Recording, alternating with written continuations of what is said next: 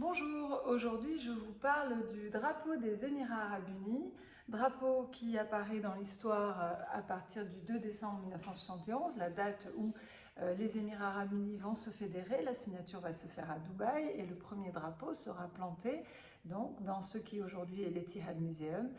Quand on visite l'Etihad Museum, on voit le drapeau sur un mât un peu plus petit et puis derrière on a ce mât de 123 mètres avec ce drapeau immense. Donc, les couleurs choisies sont le rouge, le vert et le blanc et le noir. Donc ces quatre couleurs panarabes qui vont apparaître sur un drapeau dès le début du XXe siècle. Entre 1916 et 1918, il va y avoir la révolution arabe en ce qui est aujourd'hui l'Arabie Saoudite. Le calife de la Mecque va se révolter contre l'Empire ottoman et réclamer leur indépendance. À partir de ce moment-là, il va donc y avoir un courant d'indépendance qui va, au fur et à mesure, dans la première moitié du XXe siècle, donc définir les frontières des pays de la péninsule arabique. Ces couleurs panarabes sont le rouge, le vert, le blanc, le noir. Le rouge étant la couleur de la patrie et de la bravoure, le vert étant la couleur de l'islam, le blanc la couleur de la paix et le noir la couleur en fait de la défaite des ennemis. Ces trois couleurs, vert, blanc et noir, sont aussi les couleurs des drapeaux des premières conquêtes musulmanes. Les Omeyyades avaient choisi le blanc, puisque l'histoire raconte que le prophète Mahomet, quand il souhaitait arrêter une bataille, il levait le drapeau blanc en signe de paix. Puis les Abbassides vont choisir le noir et les Fatimides le vert, et le vert va ensuite donc devenir la couleur de l'islam. On retrouve ces couleurs panarabes sur de nombreux drapeaux de la région, donc de la péninsule arabique.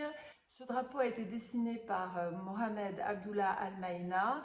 Il avait 19 ans lorsque les Émirats se sont fédérés. À cette époque, son Altesse Cheikh Zayed bin Sultan Al Nahyan, le futur premier président des Émirats Arabes Unis, lance un concours où 1000 enfants du pays, 1000 enfants et adolescents, vont participer avec comme mot d'ordre utiliser ces quatre couleurs et essayer de faire un drapeau qui représenterait l'unification de ces 7 Émirats. Mohamed Abdullah ne va découvrir qu'il a été sélectionné qu'au dernier moment, puisque le drapeau avait été publié dans les journaux, mais les journaux étaient en noir et blanc à l'époque. Il va donc courir au palais, puisqu'il habitait à Abu Dhabi, il va courir au palais de la plage, qui se trouve maintenant pas très loin, si vous voulez, de la Sorbonne Abu Dhabi. Et il va courir, et là, il va donc découvrir que c'est son modèle, son dessin qui a été choisi. Il sera remercié quelques mois plus tard par le président lui-même, et à partir de 1972, il va donc commencer une carrière de diplomate qui va l'emmener jusque dernièrement au Chili.